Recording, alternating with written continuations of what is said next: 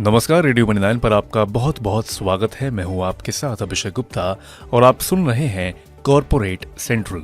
NBFC का तमगा क्यों छोड़ना चाहती है जियो फाइनेंशियल? मामाअर्थ में क्यों लगा 20% का अपर सर्किट? एचपीसीएल की फंडिंग के लिए क्या रास्ता अपनाएगी सरकार? बताएंगे आपको। और इसके अलावा भी होंगी कॉर्पोरेट जगत से जुड़ी कई और बड़ी खबरें। तो चलिए शुरू करते हैं कॉर्पोरेट सेंट्रल। जियो फाइनेंशियल सर्विसेज अब नॉन बैंकिंग फाइनेंस कंपनी यानी कि एनबीएफसी की जगह कोर इन्वेस्टमेंट कंपनी यानी सीआईसी बनना चाहती है। कंपनी ने इसके लिए रिजर्व बैंक के पास आवेदन किया है। डीमर्जर के बाद शेयर होल्डिंग पैटर्न बदलने की वजह से जियो फाइनेंशियल के लिए ऐसा करना जरूरी हो गया है। अदानी ग्रुप की ओर से अदानी विल्मर में अपनी हिस्सेदारी एक से ज्यादा कंपनियों को बेची जा सकती है। रिपोर्ट के मुताबिक इसके लिए अदानी ग्रुप के साथ विल्मर इंटरनेशनल, जीक्यूजी पार्टनर्स और कतर इंटरनेशनल अथॉरिटी के साथ बातचीत हो रही है। रिपोर्ट में कहा गया है कि अदानी ग्रुप अपनी हिस्सेदारी 2 से 2.2 अरब डॉलर में बेच सकता है। नेशनल कंपनी लॉ ट्रिब्यूनल यानी कि एनसीएलटी ने गो फर्स्ट एयरलाइन के लिए कॉर्पोरेट रेजोल्यूशन प्रोसेस की टाइमलाइन 90 दिनों के लिए बढ़ा दी है। इसे 6 नवंबर से बढ़ाकर 4 फरवरी कर दिया गया है। ट्रिब्यूनल ने रेजोल्यूशन प्रोफेशनल से 90 दिनों के भीतर एक्शन प्लान जमा करने को कहा है। देश की सबसे बड़ी जीवन बीमा कंपनी एलआईसी बाजार में अपनी हिस्सेदारी को बढ़ाने के लिए फिक्स रिटर्न के प्रोडक्ट लॉन्च करने की योजना बना रही है। एक निजी समाचार पत्र को दिए गए इंटरव्यू में एलआईसी के चेयरमैन सिद्धार्थ मोहांती ने बताया कि उनकी कंपनी इस तरह के प्रोडक्ट लॉन्च करने की योजना बना रही है जिसके जरिए निवेशकों को सालाना 10% तक का फिक्स रिटर्न दिया जा सके। सरकार सार्वजनिक कंपनी एचपीसीएल की फंडिंग के लिए एक और सरकारी कंपनी ओएनजीसी से राइट इशू लाने को कह सकती है। हाल में वित्त मंत्री निर्मला सीतारमण ने कहा था कि बड़े ऑयल रिफाइनरीज की मदद से सरकार 3000 करोड़ रुपए की इक्विटी प्रदान करेगी।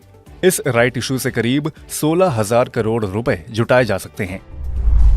Artificial intelligence platform chat GPT को बनाने वाली कंपनी ओपन एआई ने कहा है कि कंपनी से हटाए गए सीईओ सैम ऑल्टमैन की कंपनी में फिर से वापसी हो गई है। ऑल्टमैन को फिर से कंपनी का सीईओ नियुक्त किया गया है।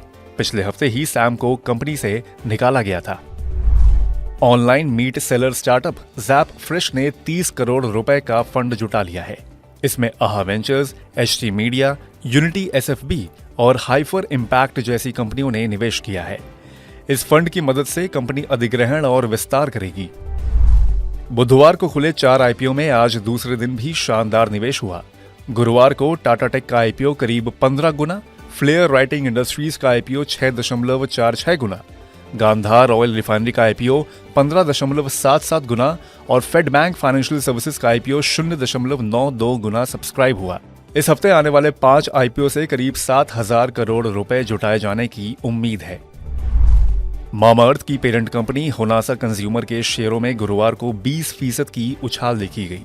बीएसई में कंपनी के शेयर 422 रुपए 50 पैसे की ऊंचाई पर पहुंच गए और इस पर 20% का अपर सर्किट लग गया। कंपनी की इस हफ्ते जारी तिमाही नतीजे के मुताबिक सितंबर में उसका प्रॉफिट बढ़कर 2 गुना हो गया है। हीरो मोटोकॉर्प के शेयर गुरुवार को 33 महीने के ऊंचे स्तर 3,575 रुपए तक पहुंच गए। फेस्टिव सीजन में रिकॉर्ड बिक्री की वजह से कंपनी के शेयर मजबूत हुए हैं। कारोबार के अंत में हीरो मोटोकॉर्प के शेयर करीब 4.5% की तेजी के साथ 3,568 रुपए 75 पैसे पर बंद हुए। यस बैंक के शेयर में पिछले 3 दिन में जारी गिरावट गुरुवार को रुक गई और आज यह शेयर 5.5% तक उछल गया। कारोबार के दौरान यह शेयर बीएसई में 20 रुपए 28 पैसे की ऊंचाई तक पहुंच गया। कारोबार के अंत में यह करीब 5% की तेजी के साथ 20 रुपए 15 पैसे पर बंद हुआ। तो आज के कॉर्पोरेट सेंट्रल में फिलहाल बस इतना ही। ये पॉडकास्ट आपके लिए तैयार किया है हमारे सहयोगी दिनेश अग्रहरि ने। बाकी बिजनेस, पर्सनल फाइनेंस और कॉर्पोरेट जगत से जुड़ी और खबरों के लिए सुनते रहिए रेडियो मनी 9 और डाउनलोड कर लीजिए हमारे मनी 9 ऐप को। हमेशा की तरह मैं हूं आपके साथ अभिषेक गुप्ता। अभी लेता हूं विदा। धन्यवाद।